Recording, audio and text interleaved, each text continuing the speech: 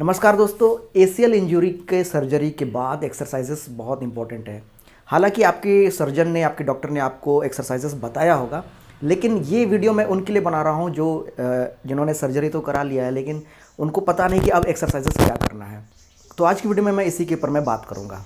तो दोस्तों, अगर आप हमारे चैनल में नए हैं तो मैं इसी तरह से यूज़फुल वीडियोस हेल्थ से रिलेटेड लाते रहता हूँ। अगर आप हमारे चैनल में नए हैं तो इसे ज़रूर सब्सक्राइब कर लें।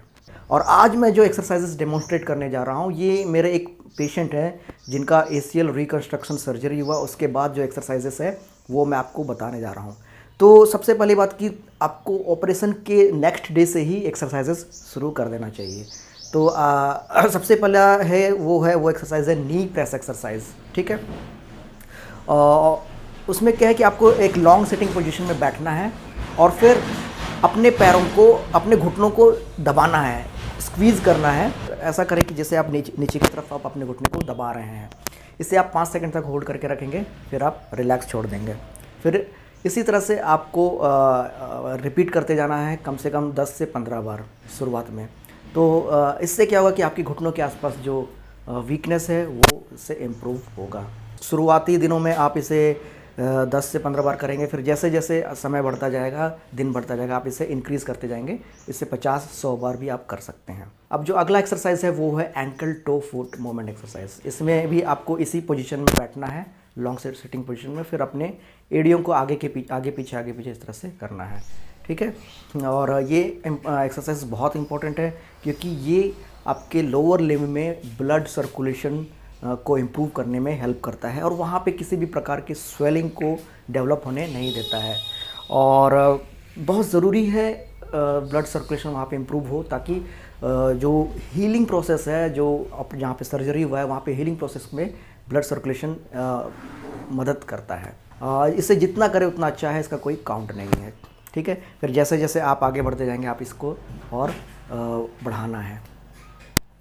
अगला जो एक्सरसाइज है वो है नी बेंडिंग एक्सरसाइज। ये चीज़ आपको दूसरे दिन नहीं, ऑपरेशन के तीसरे या चौथे दिन स्टार्ट करना है। ठीक है। या फिर आपके जो सर्जन है वो आपको गाइड करेंगे। अगर आपका काफ़ी दिन हो गया है, 1 हफ्ता या 2 हफ्ता हो गया, तो आप इसे आराम से कर सकते हैं। आपको लेट जाना है और फिर अपने घुटनों को धीरे धीरे मोड़ना है। जब आप अपने घुटनों को मोड़ेंगे तो आपका एड़ी जो है वो बेड से लगा हुआ रहेगा, तो वो सट करके आना चाहिए, उसको आपको खिसकाना है। ठीक है।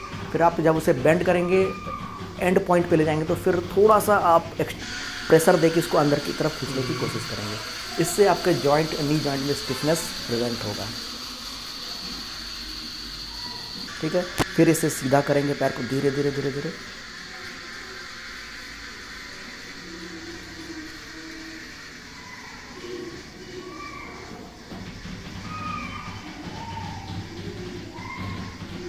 फिर धीरे धीरे मोड़ेंगे और एंड पॉइंट में जितना हो सके इसे अंदर खींचने की कोशिश करेंगे। इस प्रोसेस को आप मिनिमम 10 टाइम्स रिपीट करिए और जैसे जैसे आप आगे बढ़ते हैं इसे आप इंक्रीज़ कर सकते हैं।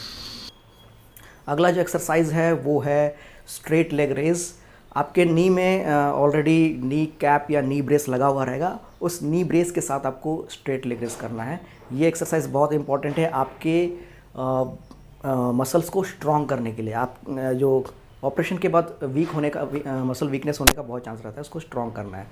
आपको सिंपली सीधा लेटना है और अपने पैर को उठाना है। अपने पैर को 30 डिग्री तक उठाना है, उससे ज़्यादा नहीं उठाना है। फिर उसे वहाँ पे 5 सेकंड होल्ड करके रखना है। 5 सेकंड होल्ड करें, फिर आप उसे नीचे धीरे धीरे रख दें। फिर से आप उठाएँ, 5 सेकंड होल्ड करके रखें, फिर धीरे धीरे रख दें। इसे आप एक सेशन में 10 बार करें, फिर धीरे धीरे से 10 से 15 करें, फिर 10 से 20 कर सकते हैं। अगला जो एक्सरसाइज है वो है स्ट्रेट लेग रेज इन साइड लाइन। आपको साइड लाइन में आ जाना है और फिर आपको अपने पैरों को उठाना है, 30 डिग्री तक उठाना है, उससे ज़्यादा नहीं उठाना है। ठीक है। 30 डिग्री तक उठाना है। इसे भी आपको 5 सेकंड तक होल्ड कर। सबसे अच्छा तरीका है कि आप 1 2 3 4 5 करें, फिर देन उसे नीचे रख दें। ठीक है। इसे आप 10 बार रिपीट करें, फिर जैसे जैसे समय बढ़ता है आप इसे 15 बार या 20 बार करें।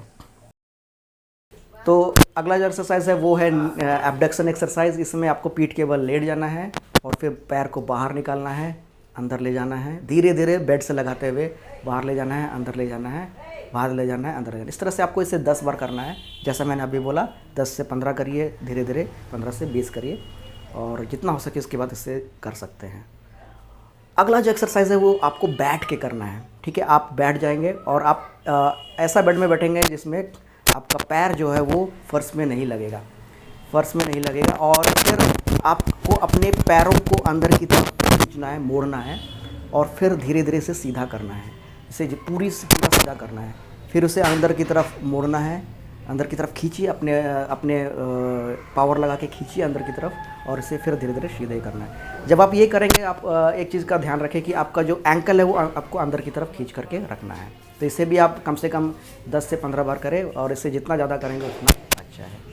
और जैसे जैसे आपका और इम्प्रूवमेंट आएगा, उसके बाद फिर आपको वॉकिंग एक्सरसाइज करना है, चलने के लिए प्रैक्टिस करना है। इसके लिए मैं एक सेपरेट वीडियो आप लोगों के लिए बनाऊँगा। और ये एक्सरसाइजेस को आपको अपने ऑपरेशन से लेकर के 20 दिन या 25 दिन तक रिपीट करते रहना है।